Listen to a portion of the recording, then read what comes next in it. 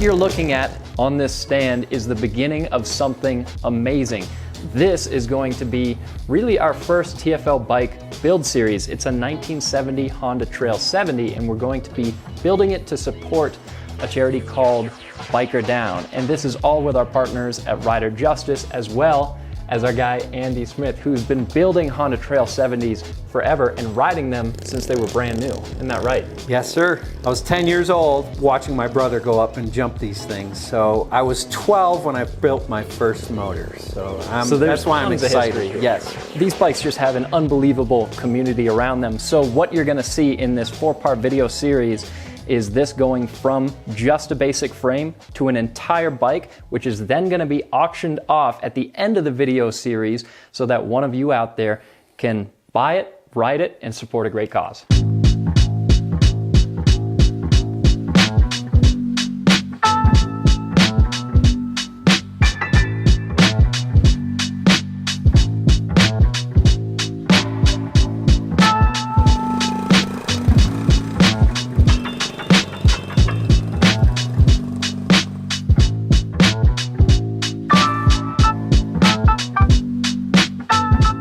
Now, before we dig into building a Trail 70 of our own, we have to talk about why we're doing the Trail 70 and what makes this bike so special. And there's no better bike to do that with than Andy's own Trail 70. Andy, you ride this every single day. How many miles do you have on this?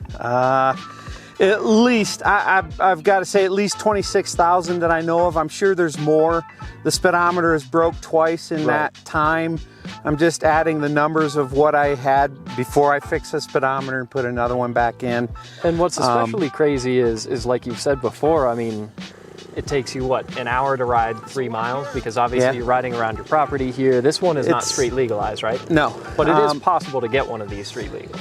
Yes, you'll have to work on it. They don't come with titles normally, especially if they're a Colorado bike. Back in the day, they didn't have titles for these, unless a customer specifically wanted one when they bought it new. That's when they would do that. This, no, this actually, it takes me that long to do 3 miles because I'm only in first gear. You guys know that's what I practice out here.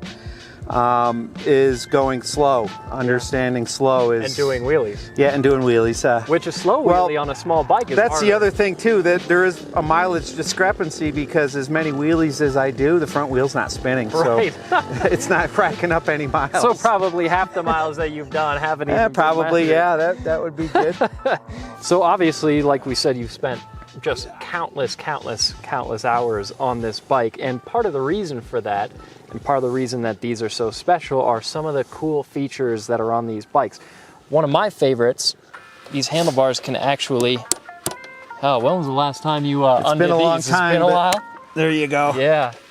And they still do go down. Yeah, so if you want to transport this bike, use it as like a camp bike, for example, it's really easy to make it more compact and tuck it away somewhere in the back of your truck so that you can take it into the mountains. This was the thing of the day. This has everything set up for you and information on what to do with this bike when not in use, how to travel with it, how to fold bars down.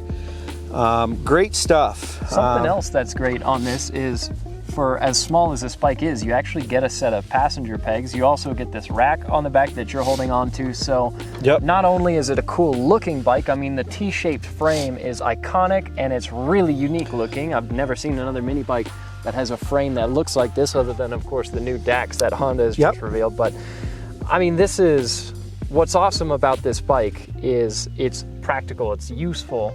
It's something that obviously you don't get tired of quickly because, like we said, thousands of hours on this bike. I can't even imagine, but it really keeps me in tune with my riding too, with normal bikes, dirt bikes, everything I do when I ride.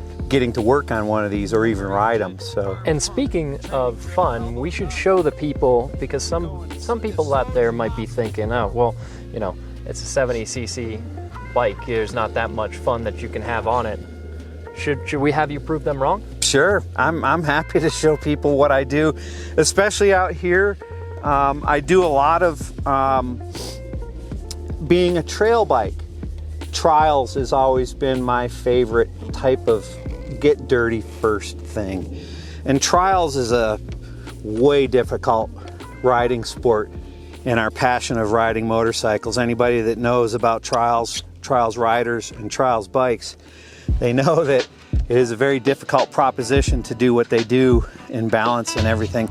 And everything's done in first gear.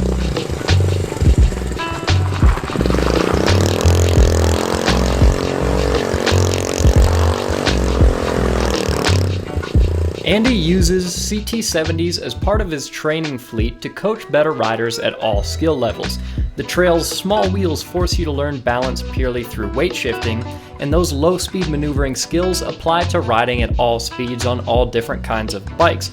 And we'll be doing a lot more riding on CT70s soon, but now let's flash back to the garage to dig further into our own CT70 build.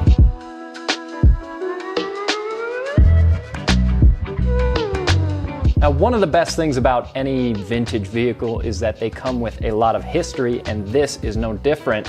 So Andy, you've had this motorcycle for a while. Tell us a little bit about it. Again, it was a situation where I had a customer that had me work on one of his CT70s. I got it running for him. He was so stoked.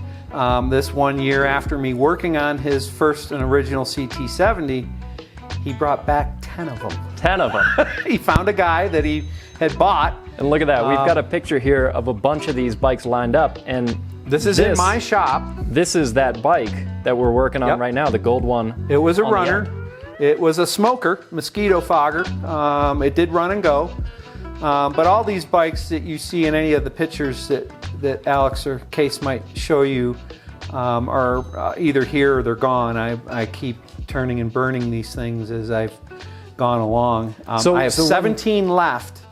This was the pick of the lot. This is my best bike out there, so you'll see where this goes. I'm not going to be doing any painting on this. I will do some touch up to make it blend.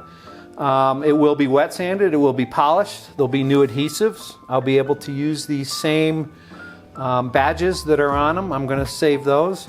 This is an original key to it. This is the only key. Look at that. So it's yes, it is a to find an original key core and a key is incredible. So what's going to be cool about this series is that we're going to maintain as much of what this bike was originally supposed to be as possible. So like you said, the paint is going to be original. We're not going to respray it. We're going to keep it a Survivor, patinaed.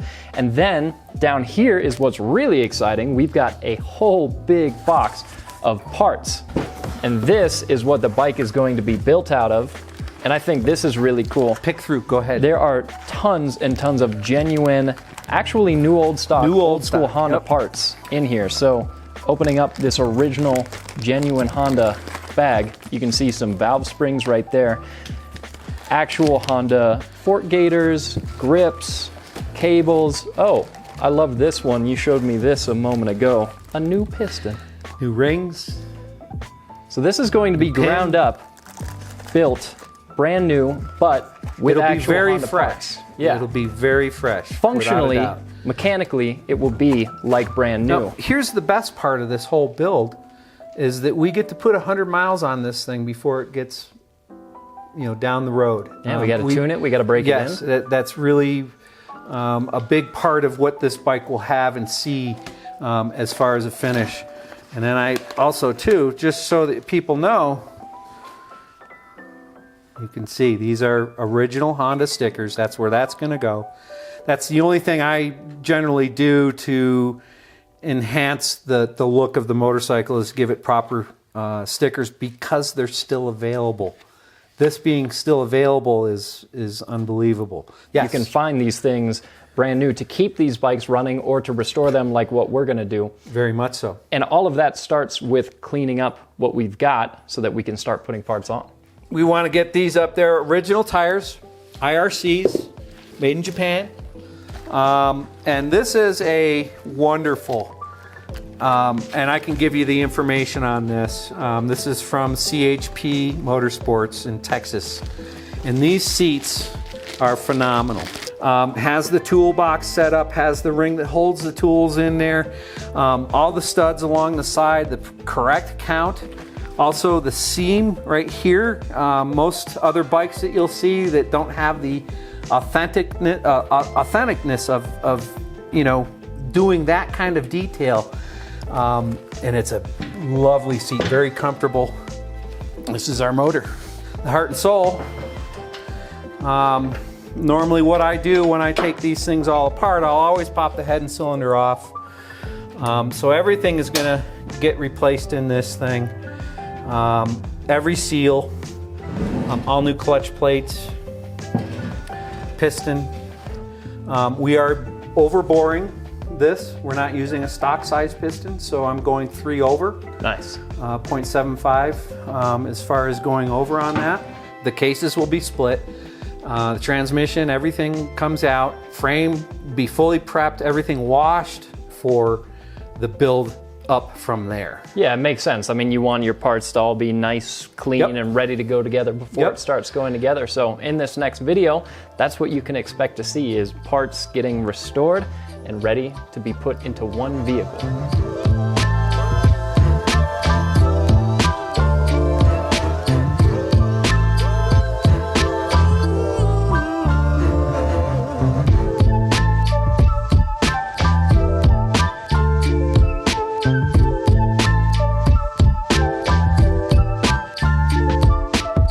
And once again, thanks to our partners at Rider Justice and also at Biker Down, this motorcycle is going to be available for one of you to buy at auction at the end of the series. So somebody's going to get a really cool machine, and it's all to support Biker Down.